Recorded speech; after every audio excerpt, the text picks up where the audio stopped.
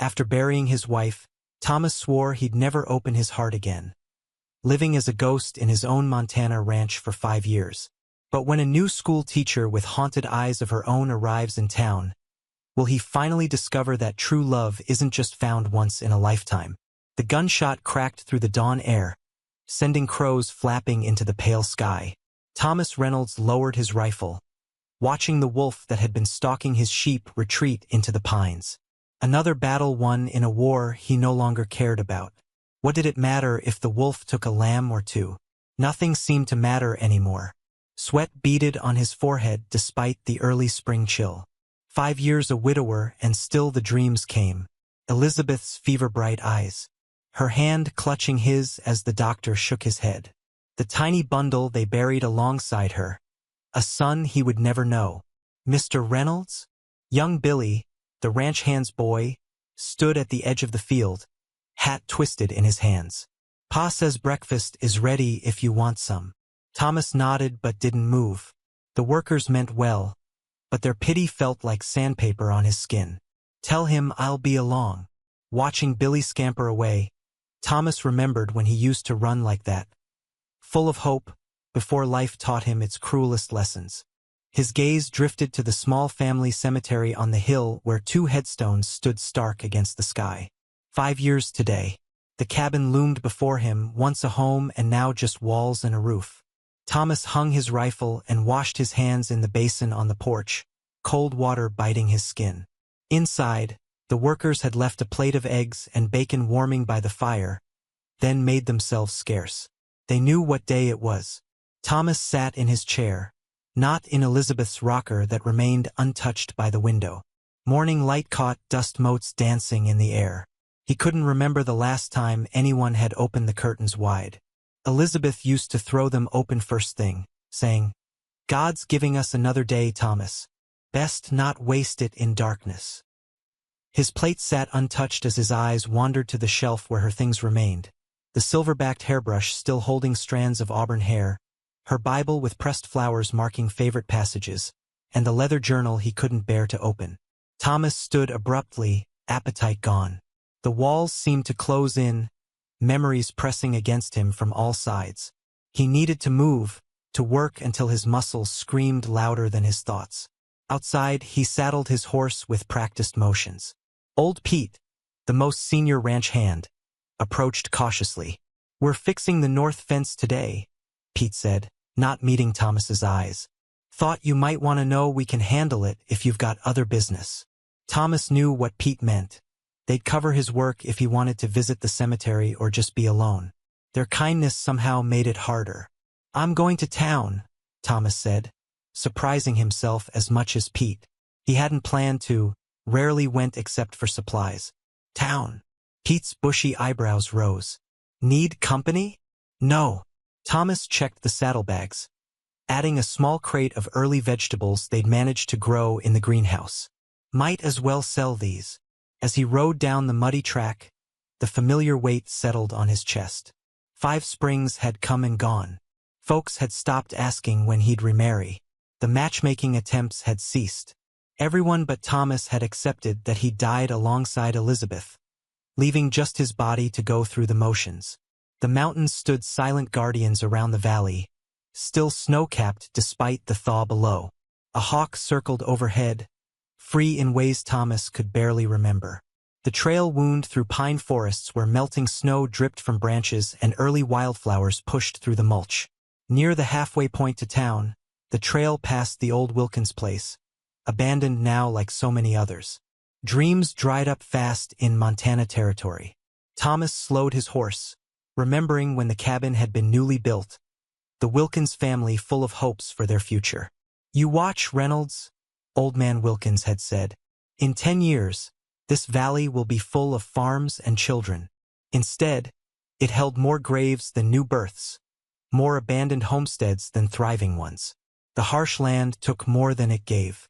Beyond the Wilkins place, the trail joined the main road where wagon ruts cut deep.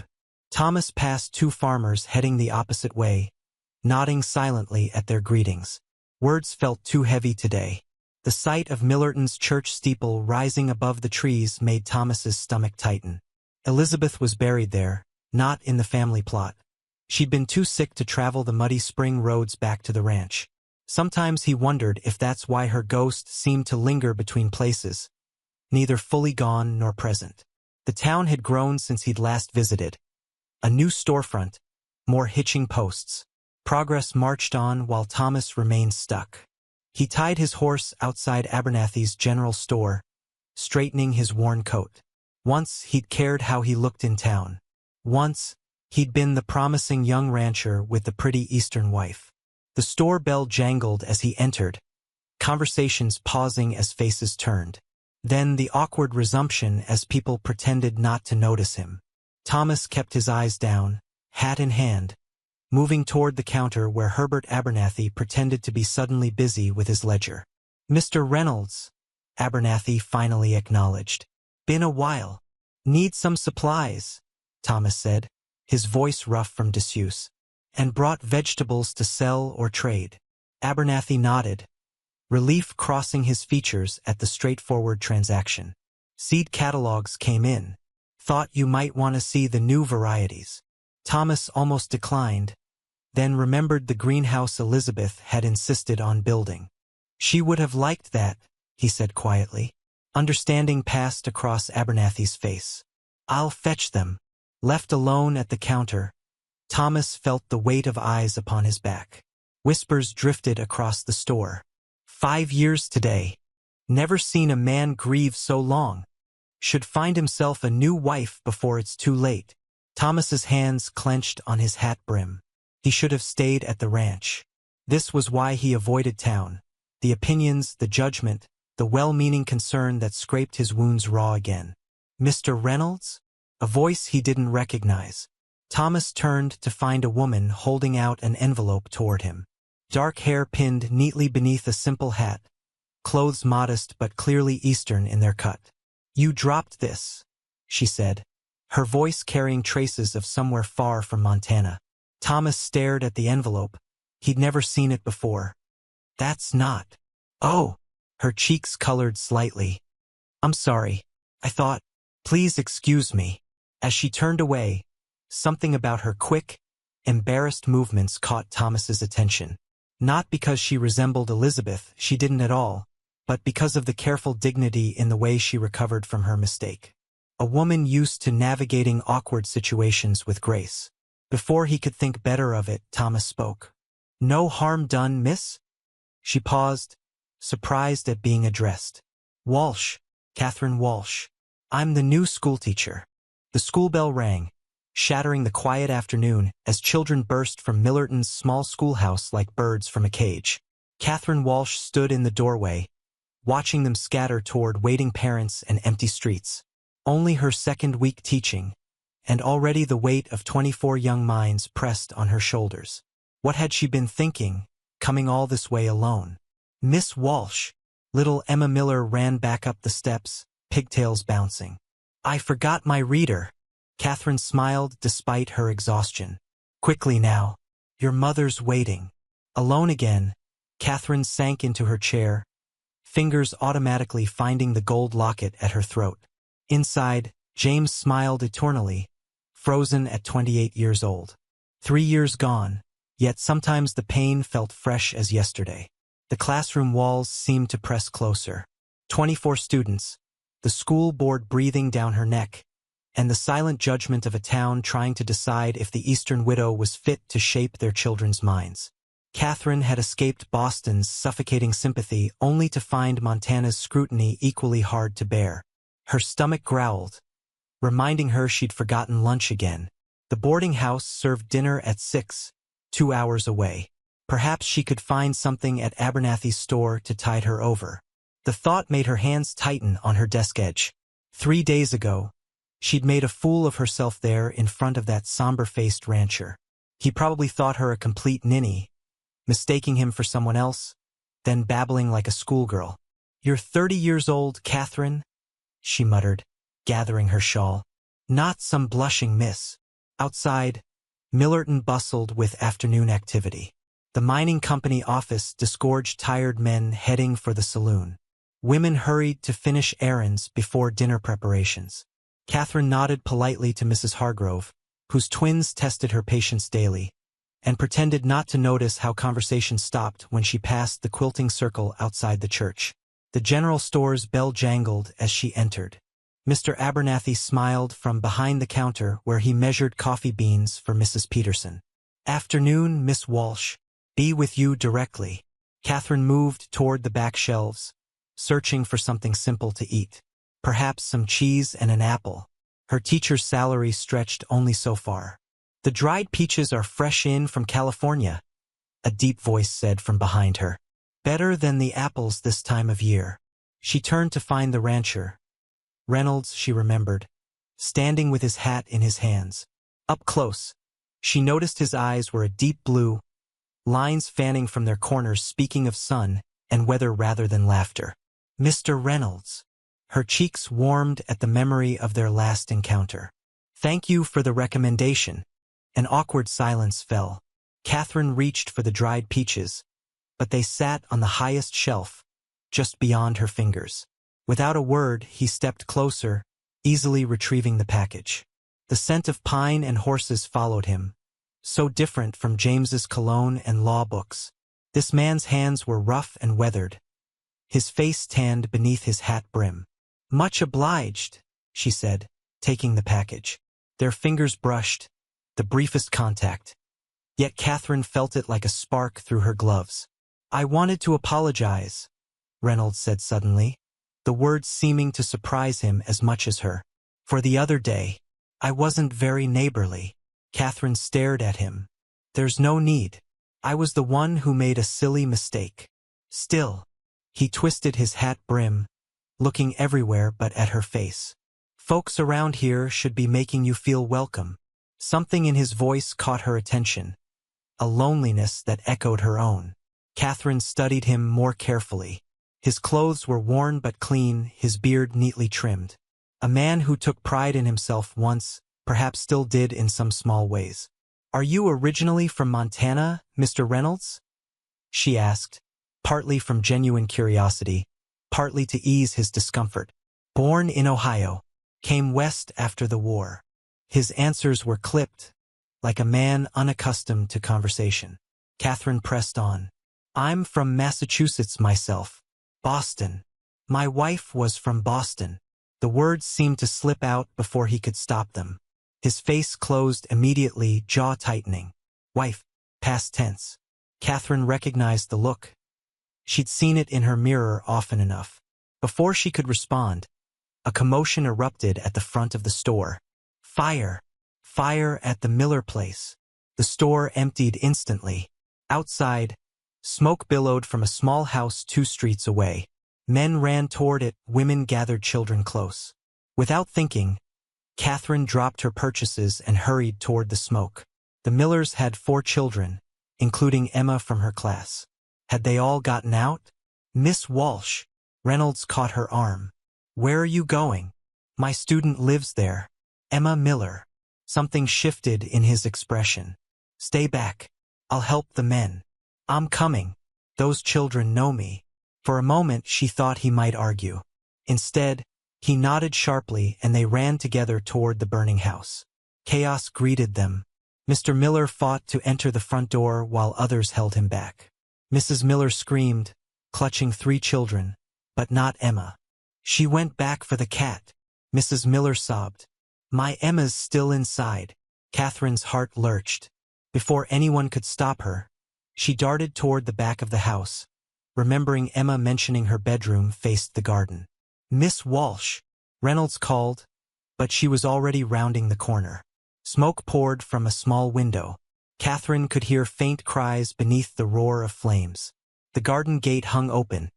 She pushed through to find a back door, smoke seeping around its frame. "Emma!" she called. "Emma? Can you hear me?" A small cry answered from inside. Catherine yanked her shawl off, soaking it in the rain barrel beside the door. Wrapping it around her face, she reached for the doorknob.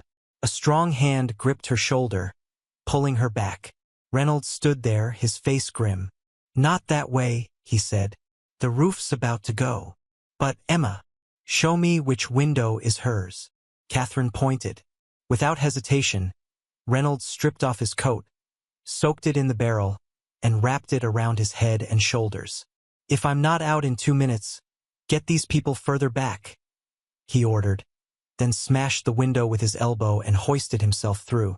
The longest minutes of Catherine's life crawled by. Townsfolk gathered in the garden, the fire brigade arriving too late to save the house but working to keep flames from spreading.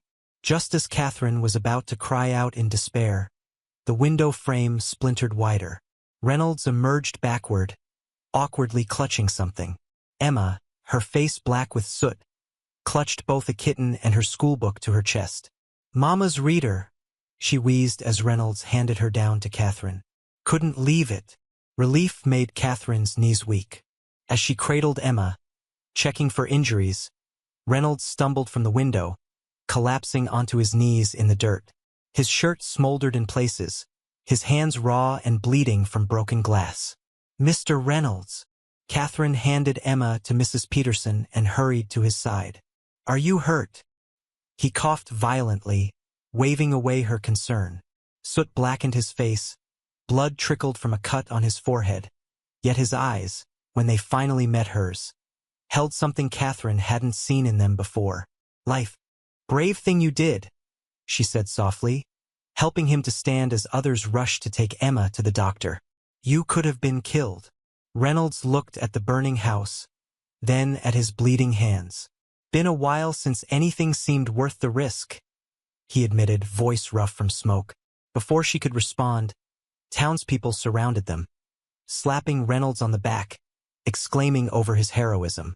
Catherine found herself pushed to the periphery, watching as the solitary rancher endured their attention with visible discomfort.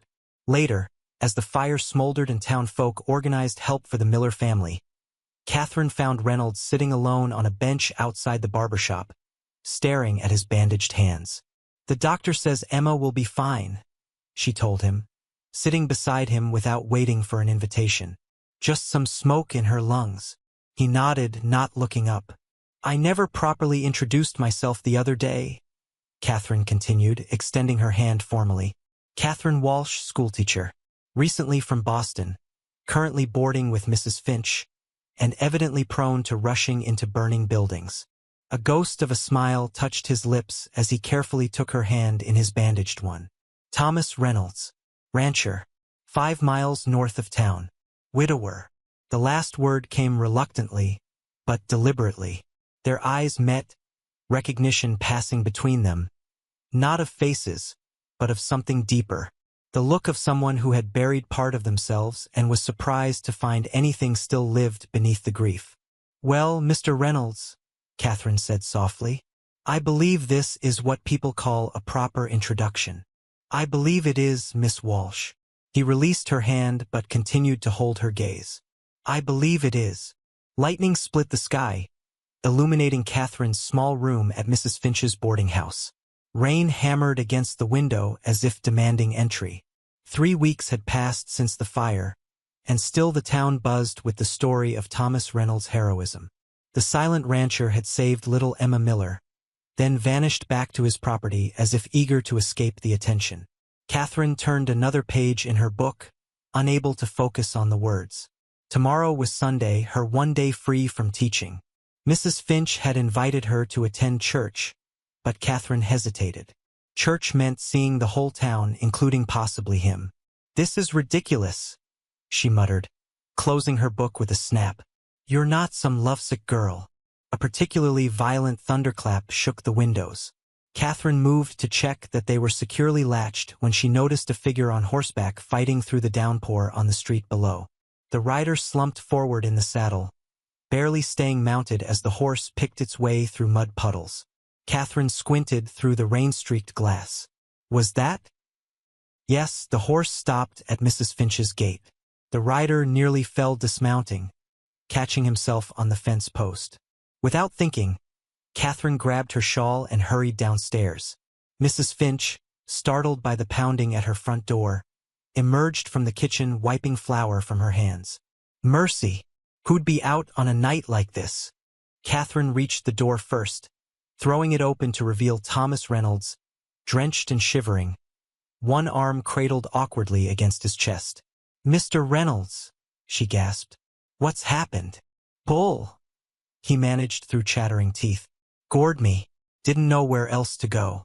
Doctor's away delivering the Jensen baby." Mrs. Finch bustled forward. "Goodness gracious. Bring him to the kitchen, Catherine. I'll fetch towels and the medicinal whiskey." Between them, they half-carried Thomas to the warm kitchen. His clothes dripped puddles on the clean floor as they settled him in a chair near the stove. When Catherine helped remove his coat, she gasped at the blood soaking his left sleeve. "How bad is it?" he asked, his face pale beneath his tan. Catherine carefully rolled up the tattered sleeve. A deep gash ran from his elbow nearly to his wrist, still bleeding freely. "Bad enough," she answered honestly. "It needs cleaning and stitching." Mrs. Finch returned with supplies, her usual timidity replaced by practical efficiency. "My late husband was a surgeon in the war. I assisted him sometimes." She examined the wound with a critical eye. "Clean puncture, missed the major vessels." "You're lucky, Mr. Reynolds." Thomas managed a weak smile. "Don't feel lucky. Catherine, boil water and find my sewing kit, the special one in the rosewood box." Mrs. Finch turned to Thomas. "And you, sir, need this whiskey more than my Christmas fruitcake does." Catherine moved quickly, grateful for something useful to do. As she gathered supplies, she watched Thomas from the corner of her eye. Even injured and sodden, he maintained a certain dignity. No complaints, no dramatic wincing as Mrs. Finch cleaned his wound. "Were you alone when it happened?" Catherine asked, placing the steaming water beside them. Thomas nodded. "Hands are off on Saturdays. Bull caught me checking the fence line. My fault, wasn't paying attention." "And you rode 5 miles with your arm like this?" Mrs. Finch clucked disapprovingly. "Men, no sense at all. Town was closer than the ranch house," he explained simply. Catherine threaded a needle with steady hands, though her heart raced. "This will hurt." "Not my first stitches, ma'am." Their eyes met briefly before she bent to her task. Catherine worked carefully, the way her mother had taught her, small, even stitches to minimize scarring. Thomas remained silent throughout, his only reaction an occasional sharp intake of breath. "You have a gentle touch," he said quietly as she tied off the last stitch. Heat rose to Catherine's cheeks. "My father was often injured in his work. My mother taught me basic medical care." "What was his work?" Thomas asked, seemingly eager for distraction as Mrs. Finch prepared a bandage. "He built railroads." Catherine smiled at the memory. "A grand adventurer, always chasing the next horizon. He died in a tunnel collapse when I was 16. Understanding passed between them, the familiar shadow of loss. Mrs. Finch finished wrapping Thomas's arm. "You can't ride back tonight, Mr. Reynolds. The storm's only worsening, and you've lost blood." "I couldn't impose." "Nonsense," Mrs. Finch interrupted. "My son's room is empty since he moved to Denver. It's proper enough with me as chaperone. Besides, riding now would undo all our good work." While Mrs. Finch prepared the spare room, Catherine and Thomas sat in awkward silence by the stove. The kitchen felt suddenly intimate, the storm isolating them from the outside world. "Why did you come to Montana?" Thomas asked abruptly. Catherine's fingers found her locket, a habit when thinking of James. "After my husband died, Boston became suffocating. Too many memories. Too many well-meaning friends trying to fix what couldn't be fixed." Thomas nodded, understanding without words. "Teaching positions were scarce there," she continued. "Too many qualified women, not enough schools willing to hire widows. When I saw the advertisement for Millerton, it seemed like fate." "Fate has a strange sense of humor," Thomas observed, glancing at his bandaged arm. A smile tugged at Catherine's lips. "Indeed it does. 3 months ago, I was heading west on a train with everything I owned in 2 trunks. Now I'm stitching up a rancher during a thunderstorm." "Life takes unexpected turns," Thomas agreed. His eyes strayed to the window where lightning still flashed. "Like finding yourself riding through a downpour with a wounded arm, seeking help from the new schoolteacher. "Do you regret it?" she asked softly. "Coming here tonight?" Thomas considered her question with the seriousness she'd come to expect from him. "No," he said finally. "I don't regret it." The simple honesty in his voice made Catherine's breath catch. Before she could respond, Mrs. Finch returned, breaking the moment. "Room's ready, Mr. Reynolds. Can you manage the stairs?" Later, after Thomas had been settled in the spare room, Catherine sat by her own window watching the storm. The unexpected turn of events left her feeling oddly unsettled yet alive in a way she hadn't experienced since James's death. A soft knock at her door roused her from her thoughts. Mrs. Finch entered, carrying a steaming cup of tea. "Thought you might need this," the older woman said, handing Catherine the cup. "Quite an evening we've had." Catherine sipped gratefully. "How is Mr. Reynolds?" "Sleeping. Fever slight. Good sign." Mrs. Finch settled on the edge of the bed, her kind face serious. "Catherine, I've seen how you look at him." "I don't know what you mean," Catherine protested, though her burning cheeks betrayed her. Mrs. Finch patted her hand. "Grief doesn't last forever, dear, though it may feel that way. Neither does guilt for continuing to live." Catherine stared into her tea, unable to meet the landlady's knowing gaze. "It feels like betrayal sometimes. To laugh, to find beauty in a sunset, to notice." She trailed off. "To notice a man with kind eyes?" Mrs. Finch finished gently. Catherine nodded, tears threatening. "James hasn't even been gone 3 years. My Henry's been gone 15 years, Mrs. Finch said. "Not a day passes I don't miss him, but the heart has room for more than one love in a lifetime." As thunder rumbled more distantly, Catherine found herself wondering if perhaps Mrs. Finch was right. Maybe continuing to live, truly live, wasn't a betrayal of James but a tribute to what he'd taught her about embracing life's unexpected joys. Downstairs, a clock chimed midnight. Outside, the storm began to recede, leaving behind the gentle rhythm of rain that would nourish tomorrow's growth. "Absolutely not." School board chairman Martin Blackwood slammed his fist on the polished desk, making the inkwell jump. "Miss Walsh, your suggestion is completely inappropriate for our students." Catherine stood her ground despite her racing heart. The sunny classroom felt stifling as 5 board members stared at her with varying degrees of disapproval. 2 weeks had passed since the stormy night when Thomas Reynolds had sought shelter at Mrs. Finch's boarding house. 2 weeks of careful politeness when they encountered each other in town, of meaningful glances quickly averted, of growing gossip among townspeople. "Mr. Blackwood," she said calmly, "the library fund would benefit all our students. Many families cannot afford books of their own." "The issue isn't the library," Blackwood replied coldly. "It's your proposed presentation on Eastern universities accepting female students.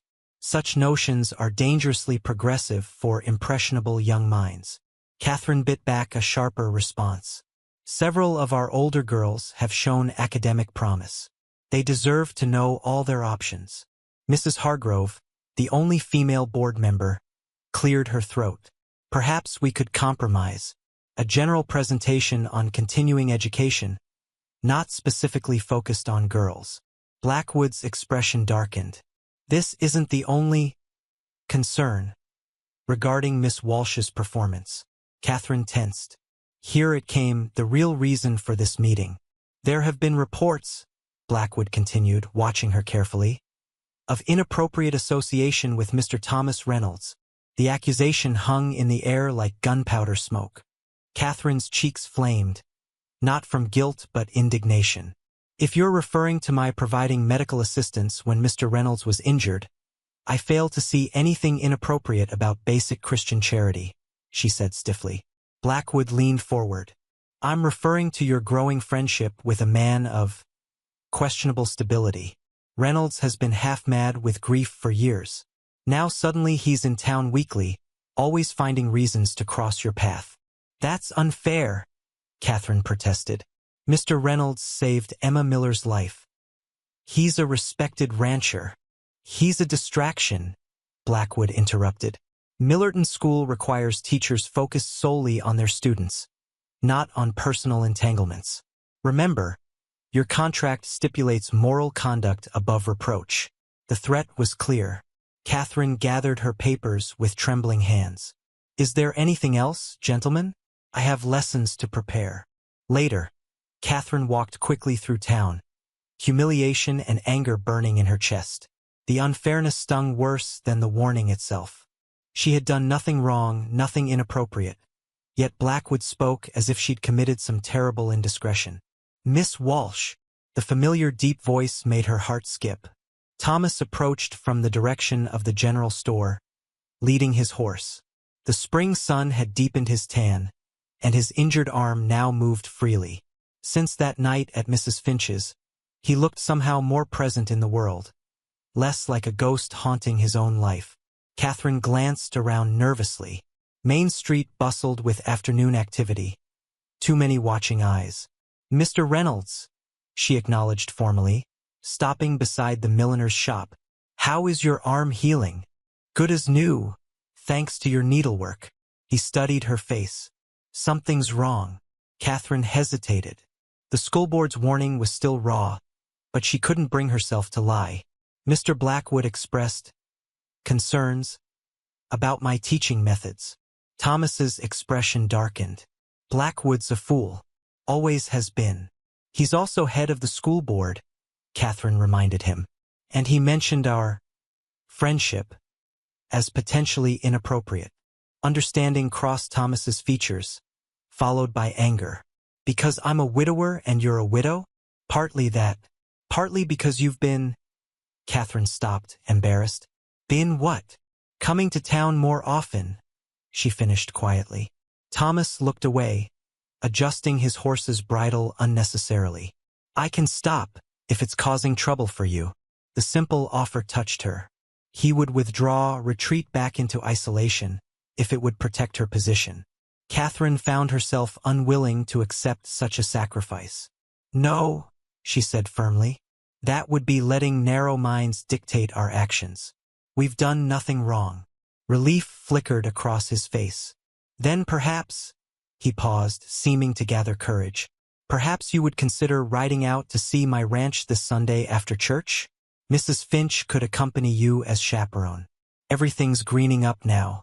The valley's at its prettiest. The invitation surprised her. Such a public outing would certainly set tongues wagging, yet Catherine found herself nodding before she could reconsider. I'd like that, she said simply. Sunday dawned clear and mild. Catherine wore her second-best dress, the blue one that James had always favored. As she pinned her hat, she found herself wondering what Thomas would think of it, then immediately scolded herself for the thought. Church services passed in a blur.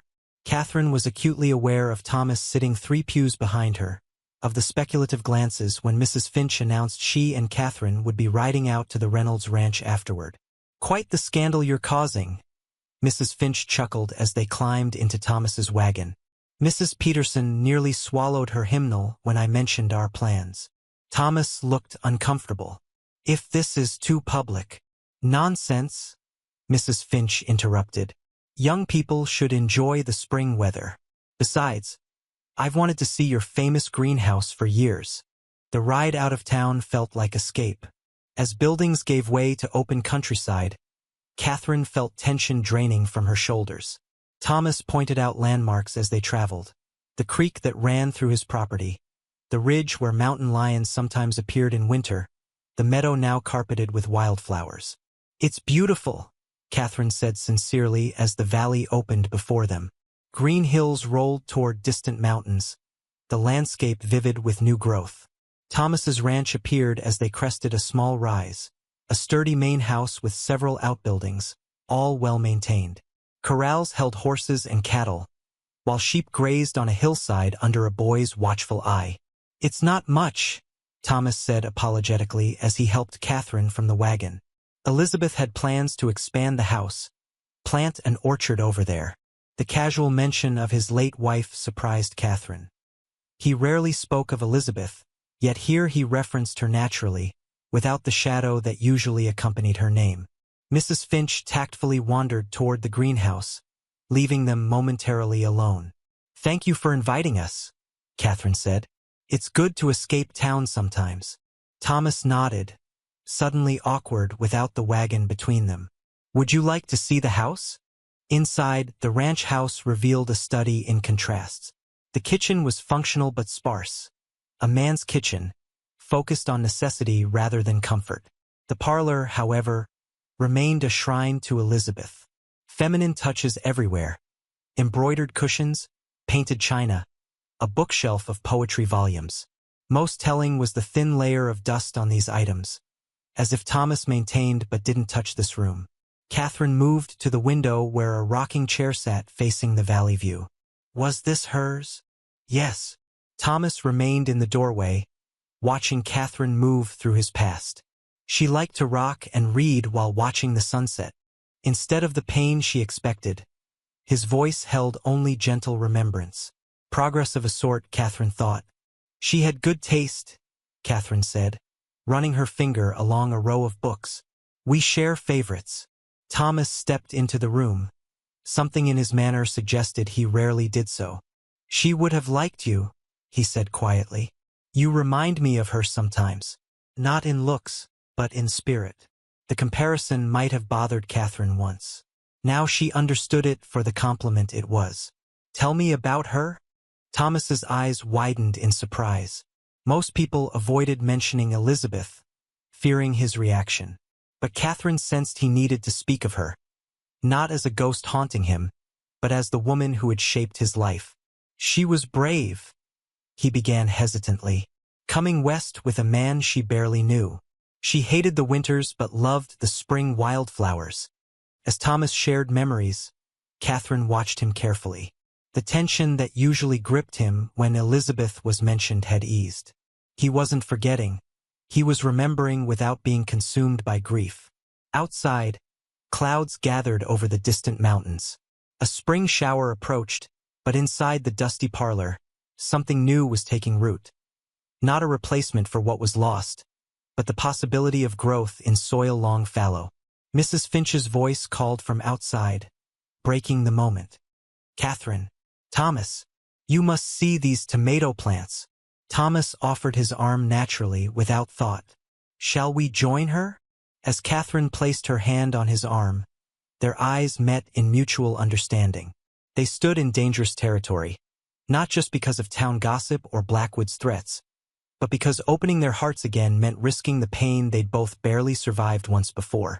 Yet as they stepped together into the spring afternoon, Catherine felt not fear but a quiet certainty.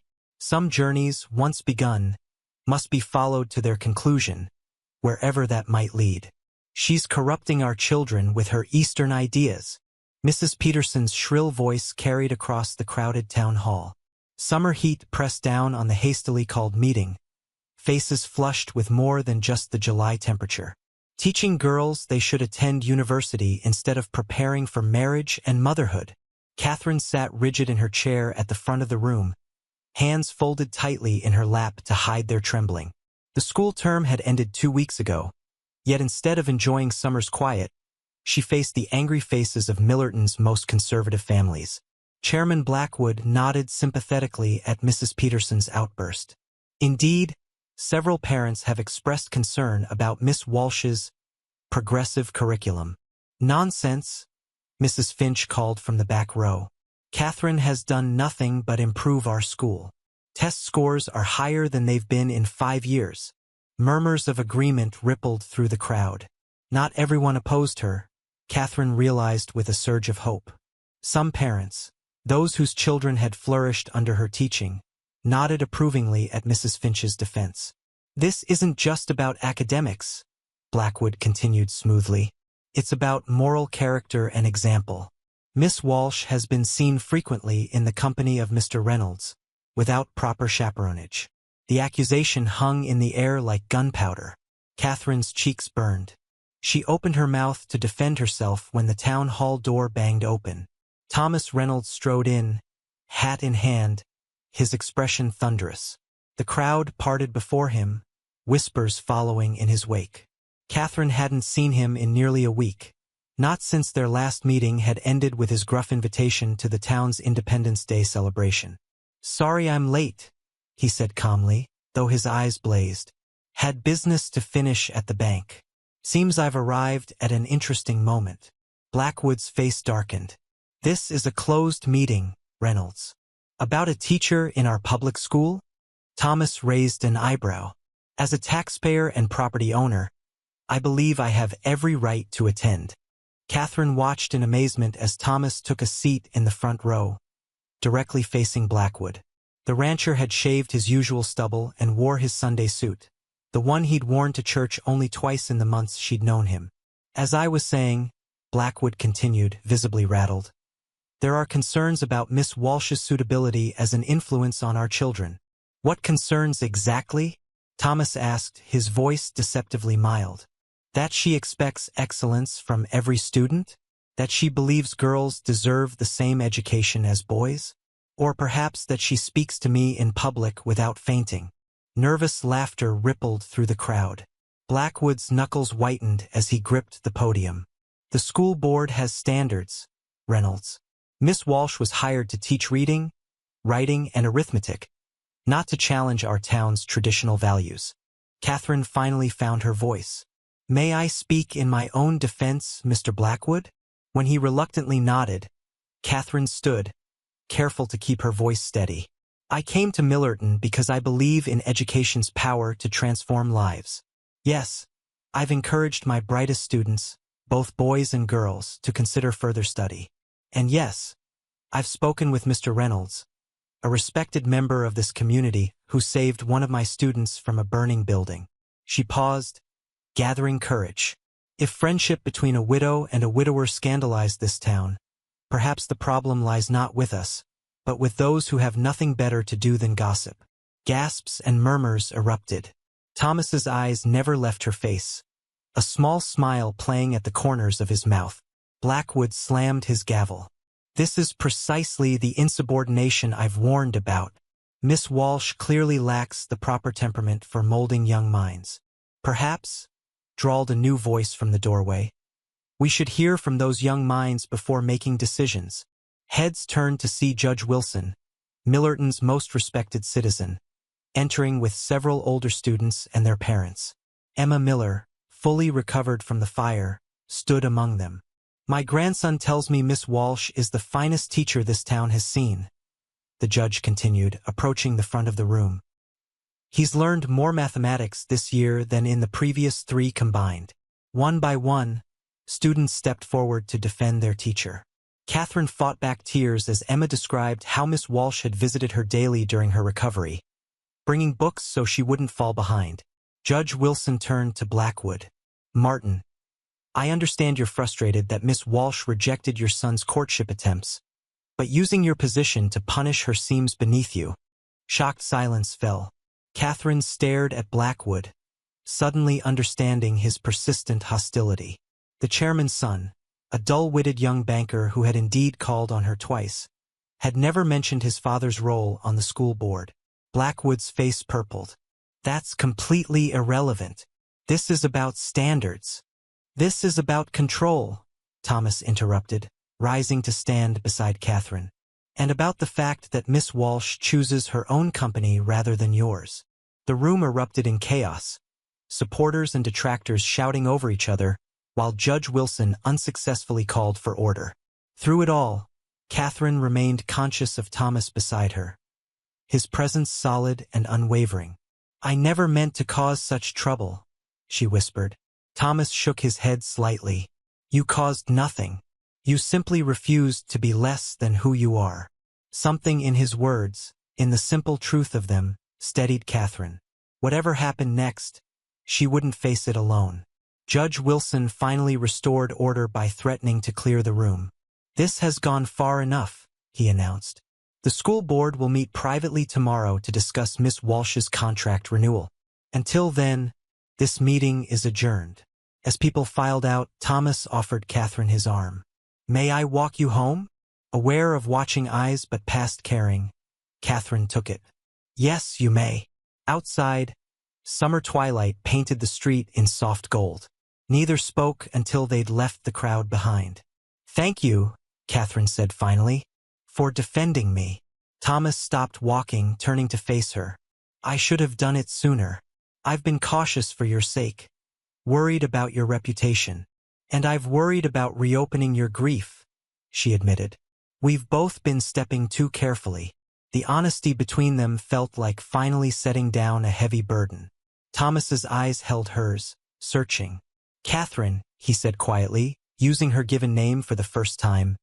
I don't know what the board will decide tomorrow, but whatever happens, I want you to know something. She waited, heart pounding. Meeting you woke something I thought had died with Elizabeth. His voice roughened. I don't want to go back to sleep again. The simple declaration.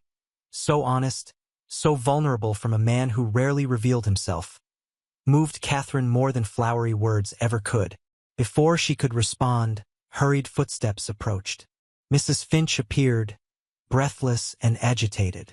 Catherine, Thomas, you must come quickly.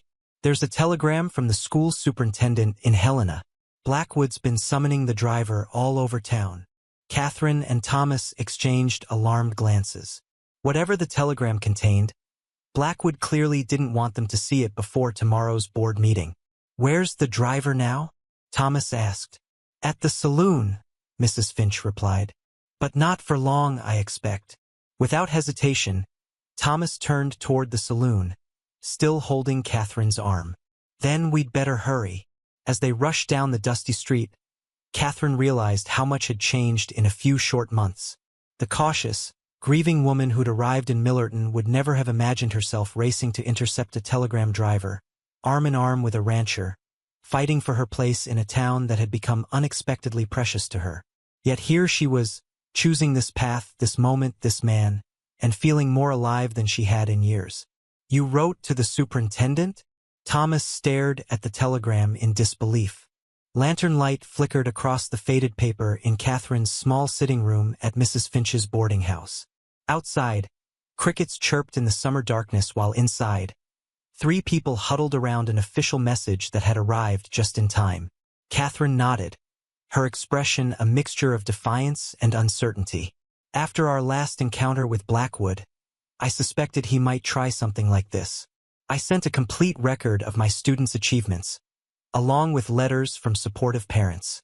Mrs. Finch clapped her hands delightedly, and the superintendent responded by reminding our esteemed school board that hiring and firing decisions require his approval. Blackwood must be apoplectic. Thomas read the telegram again, hardly daring to believe their good fortune. The superintendent not only supported Catherine's teaching methods but commended her innovative approach. More importantly, he explicitly stated that personal relationships were not grounds for dismissal absent any evidence of impropriety. This won't endear you to Blackwood, Thomas warned, though he couldn't keep the smile from his voice. Catherine laughed, a bright, genuine sound he'd rarely heard from her. I believe that ship has sailed, Mr. Reynolds. Indeed it has, Miss Walsh. Thomas found himself laughing too, tension draining away like water through cupped hands. Mrs. Finch watched them with knowing eyes. Well, I believe this calls for celebration. I have blackberry cordial I've been saving for a special occasion. While she bustled to the kitchen, Thomas and Catherine shared a moment of quiet triumph.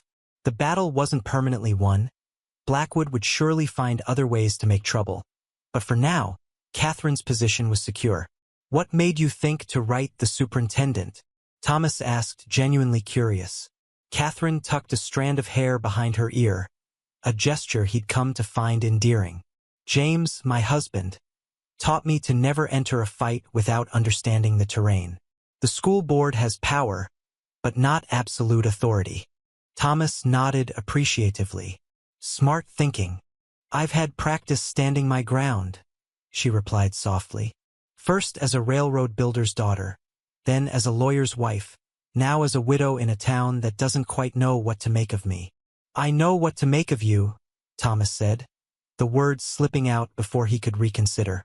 Catherine's eyes widened slightly, but before she could respond, Mrs. Finch returned with 3 small glasses of dark purple cordial. To victory, the landlady toasted, raising her glass. They drank, the sweet tart liquid warming Thomas's throat. As they talked and planned for tomorrow's board meeting, he found himself watching Catherine, the animated gestures of her hands, The way lamplight caught in her dark hair, the quiet confidence that had drawn him from the beginning. 5 months ago, he'd been a ghost in his own life. Now he sat in a boarding house parlor drinking cordial, laughing, planning for a future that suddenly seemed worth investing in. Later, walking back to his room at the hotel, he'd taken to staying in town occasionally. Thomas paused to look up at the star-filled sky. The same stars had watched over him during those dark years after Elizabeth died, when each day felt like a burden to be endured rather than a gift to be treasured. "I'm living again, Elizabeth," he whispered to the night air. "I think you'd be glad." No response came, of course, but the weight of guilt he'd carried for so long felt lighter somehow. Loving Catherine didn't diminish what he'd shared with Elizabeth. It honored it. The next morning dawned clear and hot. Thomas dressed carefully in his best shirt, his mind on the board meeting scheduled for 10 o'clock. He was heading to breakfast when a breathless hotel clerk intercepted him. "Mr. Reynolds, fire at your ranch. Your foreman just rode in." Thomas's heart lurched.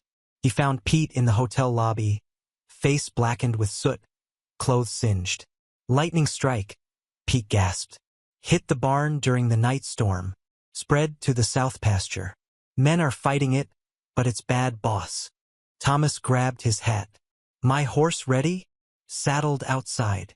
Just as Thomas turned to leave, Catherine appeared in the doorway, clearly having heard the news. "Go," she said immediately.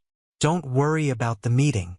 He hesitated, torn between responsibilities. "Catherine, I can handle Blackwood," she interrupted firmly. "Your ranch needs you more than I do right now." The simple understanding in her eyes, free from disappointment or demand, touched Thomas deeply. He squeezed her hand briefly, words unnecessary between them, then ran for his horse. The ride back to his ranch was the longest of Thomas's life. Smoke rose in the distance, a dark smudge against the summer sky. As he crested the final ridge, his worst fears were confirmed. The barn, Elizabeth's pride with its red-painted sides, was completely destroyed. Flames still licked at the nearby corral, men working desperately to keep the fire from spreading to the main house. Thomas threw himself into the battle alongside his hands. Hours blurred as they fought the hungry flames with water buckets from the well, wet blankets, and desperate determination. By mid-afternoon, they'd managed to save the house and most of the livestock, though the barn and a significant portion of the south pasture were lost. Exhausted, Thomas sat on his porch steps, surveying the damage. The ranch he'd built with Elizabeth lay partially in ruins around him.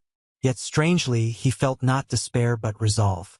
This was not the first disaster his land had weathered, nor would it be the last. "Boss," young Billy approached, offering a dipper of water. "Miss Walsh is here." Thomas looked up in surprise to see Catherine climbing down from Mrs. Finch's buggy. Her blue dress was wrinkled, her hair windblown, but her expression as she hurried toward him held nothing but concern. "The meeting?" he asked as she reached him. "Postponed," she said, sitting beside him on the steps. "Judge Wilson insisted they wait until next week, when emotions aren't so high." Thomas nodded tiredly. "And you came all the way out here instead of celebrating your reprieve?" "Where else would I be?" she asked simply. The question hung between them, so straightforward yet carrying the weight of everything unspoken. Where else indeed would either of them be, when the other needed support? Catherine surveyed the burned barn, the blackened pasture, the exhausted ranch hands still working to secure the remaining structures. "What will you do?" she asked. Thomas followed her gaze across his damaged property. For a moment, he saw it as it had been, as Elizabeth had seen it. Then he saw it as it could be, not restored to the past, but rebuilt for a future. "Start over," he answered. "Not everything is lost." Catherine's hand found his, fingers intertwining naturally. "No," she agreed softly. "Not everything." As the sun began its descent toward the mountains, Thomas felt something shifting inside him. Not the sharp pain of fresh grief, but the bittersweet ache of letting go. The ranch would never be exactly as Elizabeth had known it. Perhaps it wasn't meant to be. "There's a journal," he said suddenly. Elizabeth's. I've never been able to read it all. Catherine waited, sensing the importance of his words. Would you? He paused, gathering courage. Would you read it with me? Tonight. The request laid bare his deepest vulnerability, sharing Elizabeth's private thoughts, the last piece of her he'd kept separate from his new life. Catherine's eyes shimmered with unshed tears. I would be honored, she whispered. Later, as darkness fell, they sat together in the parlor Thomas had preserved as Elizabeth's shrine. The journal lay open between them, its pages yellowed with time but the ink still clear. Catherine read aloud the passages Thomas had never found the courage to face. Elizabeth's hopes for their future, her fears of the coming child, her profound love for her husband. The final entry, written days before her death, brought Thomas to tears. Not from grief, but from the gift of finally hearing what Elizabeth had wanted to tell him. My dearest Thomas, if you are reading this, I am gone from this world but not from your heart. Remember me with joy, not sorrow. And when you are ready, for I know you will be someday, open your heart again. Love is never wasted, even when it must end too soon. I wish you a lifetime of love, with me or beyond me. As Catherine's voice faded on the final words, Thomas realized the truth he'd been fighting for 5 long years. Elizabeth had never wanted to be his ending. She had wanted to be his beginning. Golden leaves swirled down from the cottonwoods, dancing on the October breeze as Thomas hammered the final nail into the new barn roof. 3 months of backbreaking work had transformed the charred ruins into something different. Not a replica of what had been lost, but a structure better suited to the ranch's future.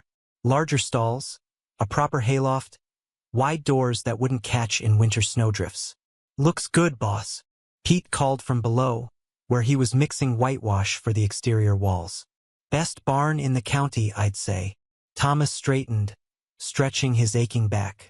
From this height, he could see his entire property. The ranch house with its fresh coat of paint, the new corral, the south pasture already showing green where they'd planted winter wheat. Beyond that, the mountains wore their first dusting of snow, warning of the season to come. So much had changed since that summer day when fire had nearly taken everything. Not just the rebuilt structures, but Thomas himself. The man who had once been a stranger in his own life now looked forward to each sunrise, each new challenge, each small victory. And Catherine, always Catherine, as if conjured by his thoughts, a wagon appeared on the road from town. Thomas recognized Mrs. Finch's buggy immediately, Catherine's blue bonnet visible beside the landlady's more somber black. Saturday visits had become their ritual. A proper, chaperoned compromise that satisfied Millerton's gossips while allowing them precious hours together. Thomas descended the ladder quickly, suddenly conscious of his sweat-soaked shirt and dusty pants. He'd planned to clean up before they arrived, but the roof had taken longer than expected. Don't worry about your appearance, Pete chuckled, reading his thoughts. Miss Walsh sees right past all that. Thomas smiled ruefully. It was true.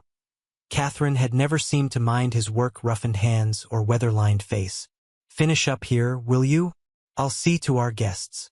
As he walked toward the approaching buggy, Thomas's hand instinctively checked his pocket, feeling the small object he'd carried for weeks now, waiting for the right moment. Today might be that day. Thomas, Catherine called, waving excitedly as the buggy neared. We've brought news. Her smile still caught him unprepared sometimes, the way it transformed her serious face into something radiant. The lonely schoolteacher and the grieving rancher had somehow helped each other remember joy. Thomas helped her down, his hands lingering respectfully at her waist. Good news, I hope? Mrs. Finch's round face beamed as she handed down a basket. The best kind. Show him the letter, Catherine. Catherine pulled an official-looking envelope from her reticule. It arrived yesterday, from Helena University. Thomas raised his eyebrows. The teaching position you applied for? Catherine nodded, excitement sparking in her eyes.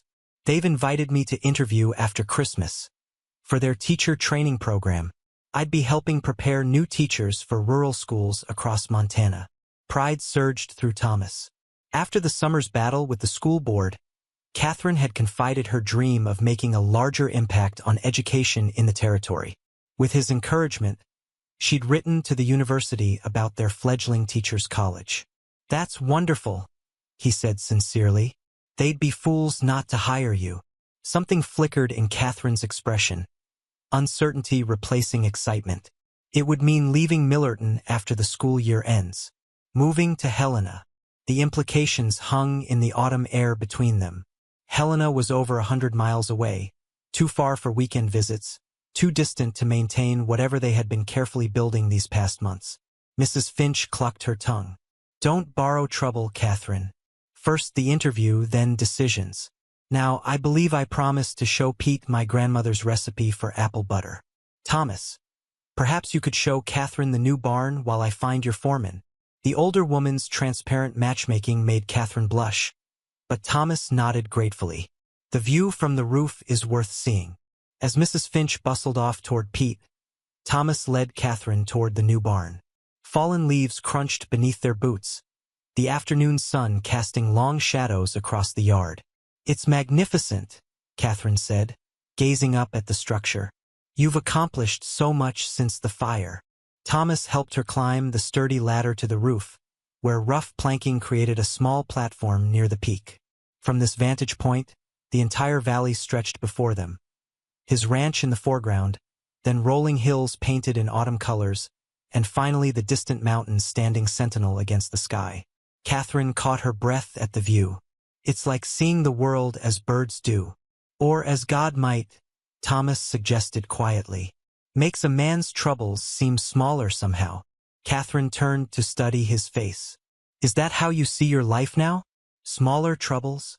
Thomas considered the question seriously, as was his way. "Different troubles," he corrected. "Before, grief was my only companion. Now," he hesitated, gathering courage. "Now I have hope again. Because of you." Catherine's eyes widened at his directness.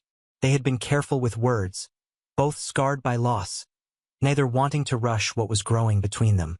"Helena is far from here," she said softly. "Yes. I've worked so hard for an opportunity like this." "I know." Catherine turned back to the view, her profile outlined against the golden afternoon light. "When James died, I thought I'd lost not just my husband but my future. Teaching gave me purpose again. As this ranch did for me," Thomas nodded. "After Elizabeth. But purpose isn't enough, is it?" Catherine's voice held a new vulnerability. "Not for a whole life." Thomas reached for her hand, his rough fingers gentle against her smaller ones. "No, it's not enough." Something shifted between them, the careful distance they'd maintained giving way to honesty too powerful to contain. "I've been carrying something," Thomas said quietly, reaching into his pocket. "Waiting for the right moment." Catherine watched as he withdrew a small object. Not a ring box as she might have feared, but a key. Old and iron, big enough to fit a door lock. "This was Elizabeth's key to our home," he explained.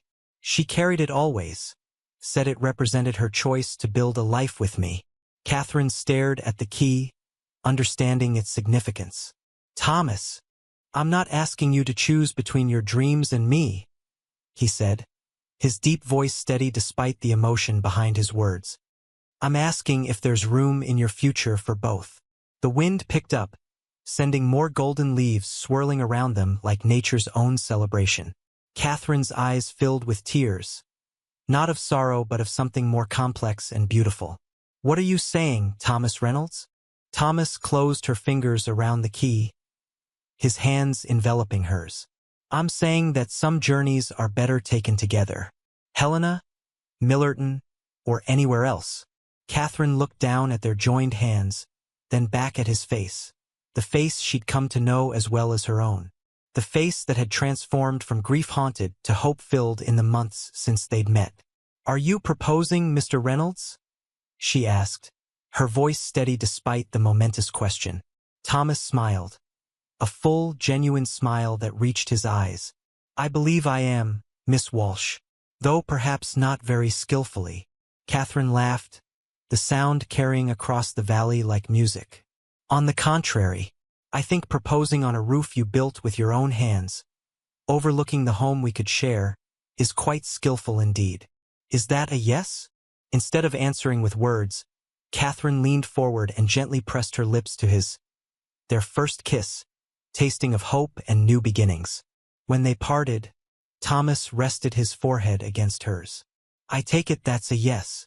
Yes, Catherine whispered, to building a future together, wherever that may lead us.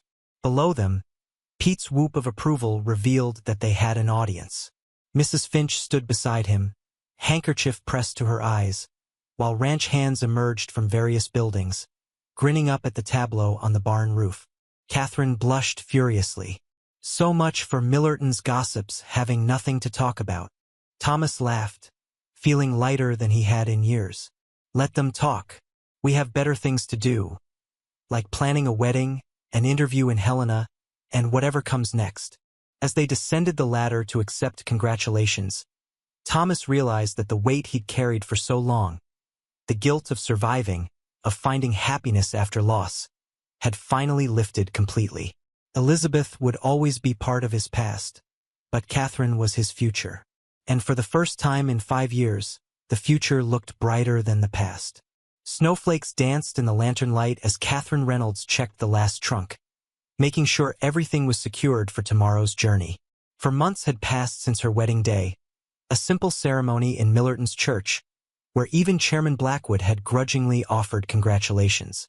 3 weeks had passed since her successful interview at Helena University, where they'd offered her not just a teaching position but a role helping design curriculum for Montana's rural schools. Everything packed? Thomas asked, entering their bedroom with 2 steaming cups of coffee. Catherine accepted hers gratefully, breathing in the rich aroma. Just about. I still can't believe we're really doing this. Having second thoughts? Thomas settled beside her on the trunk, his shoulder warm against hers. Not thoughts, feelings. Catherine sipped her coffee thoughtfully. This house holds so many memories. Yours with Elizabeth, now ours together.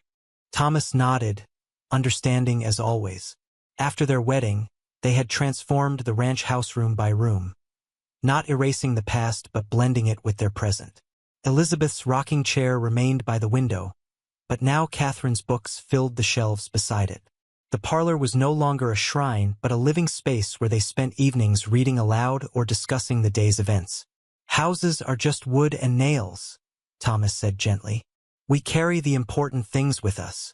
Catherine leaned against him, drawing strength from his solid presence. The decision to accept the Helena position had not been easy. For Thomas, it meant selling the ranch he'd built with his own hands, the land where Elizabeth was buried. For Catherine, it meant leaving her students mid-year, though she'd found an excellent replacement teacher. Do you think Elizabeth would understand? She asked quietly. It wasn't the first time they discussed this, but tonight, their last night in the ranch house, the question held special weight. Thomas was silent for a moment, considering. I think she'd be pleased, he said finally. Not that I'm selling the ranch specifically, but that I'm living fully again, making choices based on hope rather than fear. Catherine nodded, relieved. In the months since their marriage, she'd come to know Elizabeth through Thomas's stories, through the journal they'd read together, through the objects that had been precious to her. The woman had become not a ghost to be feared but a presence to be honored, part of the foundation upon which they were building their life together. And James? Thomas asked. Would he understand your choice to start fresh in Helena? Catherine smiled, fingers automatically finding the locket she still wore, now containing miniature portraits of both James and Thomas. He always said life was meant to be lived boldly. This feels bold. They sat in comfortable silence, finishing their coffee as snow continued to fall outside their window. Tomorrow would bring the stagecoach, then the train to Helena, where they had purchased a small house near the university. Thomas had already secured work with a construction company, his carpentry skills in high demand in the growing capital city. A new chapter waited to be written, yet neither could completely release the past, nor did they wish to. I have something for you, Thomas said suddenly, setting down his cup. A wedding gift I've been saving for the right moment. Catherine watched curiously as he crossed to the wardrobe and removed a package wrapped in brown paper. Another gift? You've given me too much already. Thomas placed the package in her hands. This one is different. Catherine unwrapped it carefully to reveal a handcrafted wooden box with her initials, KWR, inlaid in darker wood on the lid. Inside, nestled in velvet, lay 2 leather-bound journals. One she recognized as Elizabeth's. The other was new. I don't understand, she said, looking up at her husband. Thomas sat beside her again, his expression solemn. Elizabeth's journal helped me understand that life continues even after great loss, that love doesn't end but transforms. He touched the new journal gently. I thought perhaps you might want to continue the tradition, recording our new life together, for whoever might need these words someday. Tears welled in Catherine's eyes at the profound thoughtfulness of the gift. It's perfect, she whispered. There's one more thing. Thomas reached into the box and removed a folded paper tucked beneath the new journal. I had Pete ride to the churchyard yesterday. He made this tracing from Elizabeth's headstone. Catherine unfolded the paper to see the faithful reproduction of the inscription, along with a carefully pressed wildflower, one of the spring crocuses that had grown near the grave. So she travels with us in a way, Thomas explained. I couldn't bear to leave her entirely behind. The simple solution to what had been an unspoken worry moved Catherine deeply. Thomas had found a way to honor his first love while embracing his second, understanding that hearts expand rather than replace. We'll plant crocuses at our new home, Catherine promised, and visit when we can.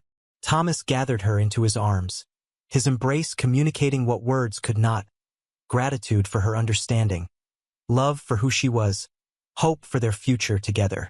Later, as Catherine wrote the first entry in her new journal, she reflected on the journey that had brought them here.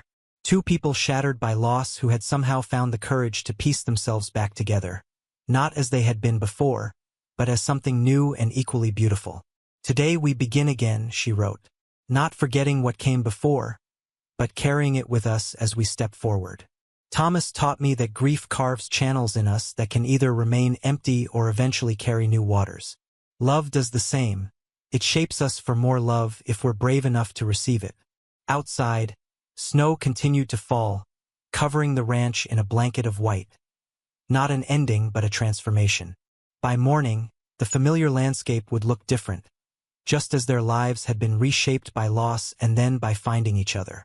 Catherine closed the journal and joined Thomas in their bed for the last night in the home where he had once lived with Elizabeth, where they had begun their marriage, where they had decided to embrace change rather than fear it.